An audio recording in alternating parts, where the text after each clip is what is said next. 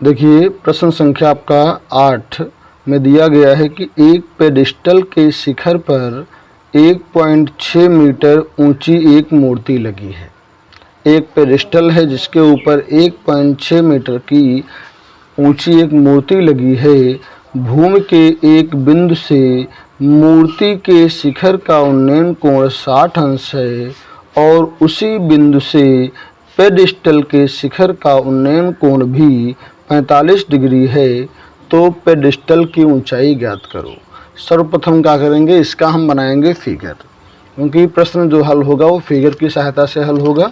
तो देखिए जैसा कि प्रश्न में कहा गया है कि एक पेडिस्टल के शिखर है, देखो यहाँ तो बनाएंगे एक पेडिस्टल।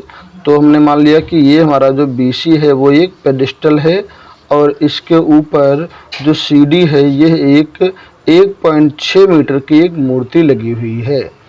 ये मूर्ति हो गई। मूर्ति के ऊपरी सिरा ना, मूर्ति का शिखर जो है वो जमीन के एक बिंदु A से, ये जो इसका सिरा है ये यहाँ से यहाँ तक 60 डिग्री का कोण बनाता है और इस मूर्ति का और इस पेडिस्टल का शिखर यानी ये बिंदु C ये जो है उसी पॉइंट पे 45 डिग्री का कोण बना रहा है। तो हमें ज्ञात करना है कि इस पेडिस्टल की ऊंचाई कितनी होगी, यानी BC की ऊंचाई, BC की लंबाई कितनी होगी। तो हमने मान लिया कि पेडिस्टल की ऊंचाई जो है वो h मीटर है। पेडिस्टल की ऊंचाई कितनी मान लेते हैं, h मीटर है। अब देखिए सर्वप्रथम हम यहाँ से ये कोण लेंगे 45 डिग्री का। तो 45 डिग्री का जो कोण जो है वो इस भुजा से और इस भुजा से बना है। तो ये ट्रायंगल आपका हो जाएगा यहाँ ABC। त्रिभुज ABC में क्या यूज़ करेंगे, देखिए यहाँ आपका ये तो कोण है, तो कोण के सामने की भुजा लंब कहलाती है और नीचे हमारा आधार है। लंब आधार में tan का संबंध होता है, इसलिए हम यहाँ पे tan यूज़ करेंगे।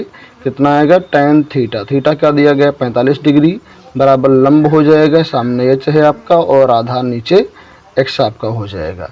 जैसा कि हम जानते हैं कि tan 45 का मान कितना होता है, 1 होता है। तो tan 45 के स्थान पे हमने 1 कर दिया।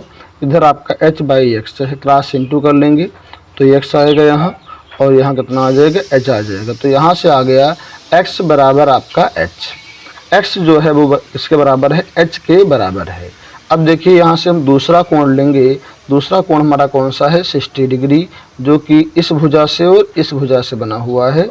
तो ये भुजा हमारी यहाँ D तक है और ये भुजा जो हमारी है यहाँ B तक है।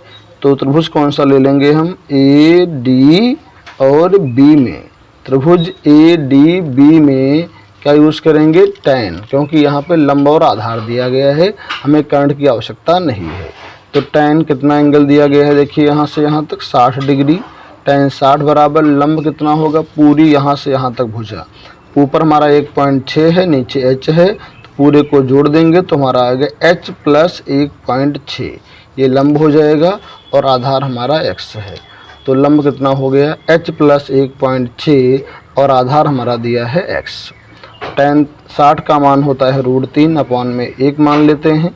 तो यहाँ हम करेंगे क्रॉस इंटू, तो हमने इसका इंटू कर दिया 1 से, तो हमारा यही आ जाएगा और यहाँ कितना आएगा, ये आएगा हमारा √3h। तो यहाँ से देखेंगे कि √3h जो है वो किसके बराबर है, √3h जो है यहाँ से h + 1.6 के बराबर है। इसमें हम h वाले एक तरफ करेंगे यानी पक्षांतर कर लेंगे इसका। तो यहाँ से आएगा √3h, इधर लाएंगे माइनस का हो जाएगा, यहाँ आपका हो गया 1.6। दोनों में h कॉमन मिल रहा है तो यहाँ से हम h को कॉमन ले लेंगे, यहाँ आएगा √3 माइनस यहाँ आपका बचेगा 1, इधर आपका है 1.6। तो हमने h कॉमन लिया तो h का जो गुणांक है वो जाएगा अपॉन में 1.6 के, तो ये हमारा अपॉन में आ गया √3 - 1। यहाँ से हम कर देंगे इसका परिमेयकरण यानी संयुग्मी करेंगे, जो कि इसका चिन्ह बदल के ऊपर नीचे गुणा करने से आपका प्राप्त हो जाएगा। तो यहाँ से हमें क्या मिल गया, ऊपर हमारा मिल गया 1.6 और √3 + 1। नीचे क्या मिलेगा, देखिए a - b, a + b का फॉर्म है, तो ये होता है a² मीन्स √3 का स्क्वायर माइनस 1 का स्क्वायर। तो यहाँ से हमें क्या मिलेगा, 1.6 √3 + 1, √3 का स्क्वायर आएगा 3, यहाँ 1 का स्क्वायर 1, 3 से जाएगा 1 तो यहाँ आएगा 2, 2 × 1 = 2, 2 × 8 = 16। एक बात पॉइंट लगाएंगे तो यहाँ हमारा h आ जाएगा 0.8 √3 + 1 मीटर।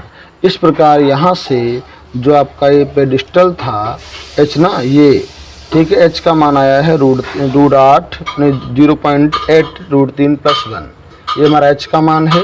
अर्थात इस पेडिस्टल की ऊंचाई कितनी हो गई? 0.8 √3 + 1 मीटर। इस प्रकार ये प्रश्न आपका सॉल्व हो गया। अब हम मिलेंगे अगली वीडियो में प्रश्न संख्या 9 और 10 के साथ में। इसीलिए जुड़े रहें हमारे चैनल से, जिससे आपको हर वीडियो टाइम पे प्राप्त हो सके और उसकी जो नोटिफिकेशन है वो आपको सबसे पहले मिल सके।